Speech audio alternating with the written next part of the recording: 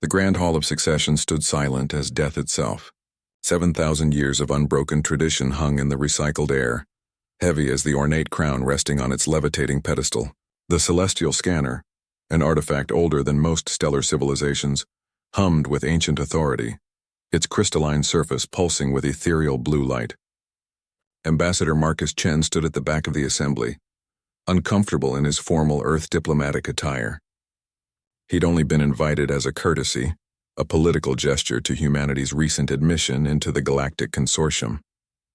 The actual succession ceremony was meant to be a formality, a rubber stamp on Prince Vorthak's inevitable coronation. High Arbiter Zelena raised her forearms in ceremonial blessing. "Let the worthy approach." Her translator rendered her clicking speech into standard consortium. "Let the scanner judge." One by one, the royal candidates stepped forward. Prince Vorthak of the Krillian dynasty, scales gleaming, military decorations covering his chest. The scanner's light passed through him, lingered for exactly 3 seconds, then dimmed. Insufficient. Murmurs rippled through the crowd. Princess Navara of the Aquilan Reaches came next, her bioluminescent skin casting dancing shadows. The scanner flared brightly, and for a moment hope sparked in the assembly. 5 seconds, still insufficient. Lord Commander Thrace, General Mordax, Duchess Cyana, each approached with dignity, each was measured and found wanting. The ancient device required 10 full seconds of resonance, a perfect alignment of leadership potential, wisdom, and that indefinable quality the old texts called sovereign essence. After the 15th candidate failed, panic began to set in. The consortium couldn't function without an elected sovereign. Trade routes would collapse. Defensive pacts would dissolve. 1,000 worlds depended on this ceremony succeeding.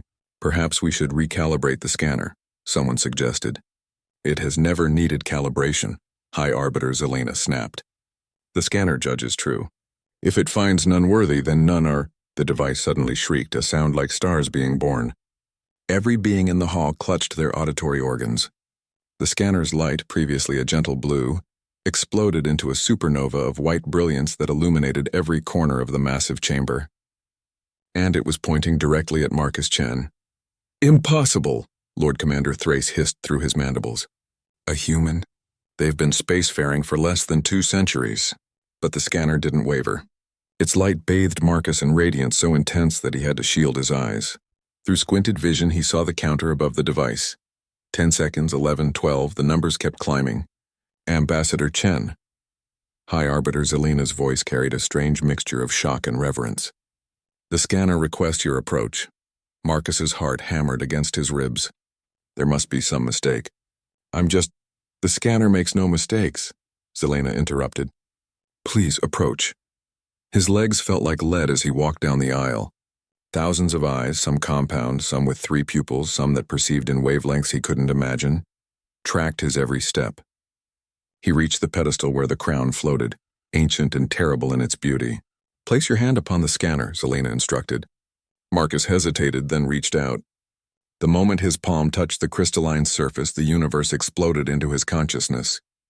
He saw humanity's journey, crawling from caves to reaching for stars. He witnessed every war, every famine, every plague that should have ended them, but more than that, he felt it. The stubborn refusal to quit.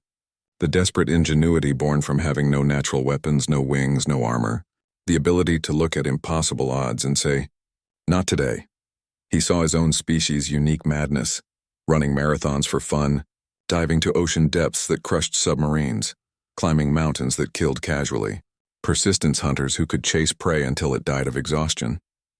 The only species that had domesticated wolves and made them family. A race that had stared at the stars for millennia before they could touch them and never, ever stopped trying. The scanner was reading all of it. But it wasn't measuring his personal worthiness. It was measuring what his species had forged him to be. Every human carried the weight of 10,000 generations of survivors. They were the descendants of those who had eaten poisonous plants until they figured out which ones wouldn't kill them. They were the children of those who crossed oceans on wooden planks because they wondered what was on the other side. When the vision faded, Marcus found himself on his knees, tears streaming down his face. The counter above the scanner had stopped at 47 seconds. The previous record had been 9. High Arbiter Zelina approached slowly, carrying the crown. Her expression was unreadable. In 7,000 years, the scanner has never chosen an outsider. But its judgment is absolute. She held the crown before him. Ambassador Marcus Chen of Earth, the Galactic Consortium offers you sovereignty. Do you accept this burden? Marcus thought of his family back home. His daughter's graduation he'd already missed. The quiet life he'd planned after his diplomatic service ended. He thought of all the reasons to refuse. Then he thought of the 1,000,000 human colonists spread across consortium space, vulnerable without strong central governance. He thought of Earth, still finding its place among ancient civilizations. He thought of what his grandmother used to say, "We do what needs doing." He stood, knees shaking, and met Zelina's eyes. "I accept."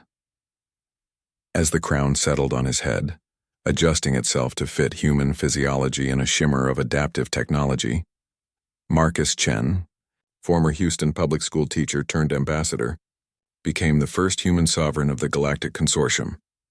In the stunned silence that followed, Prince Forthak began to laugh, a deep, genuine sound.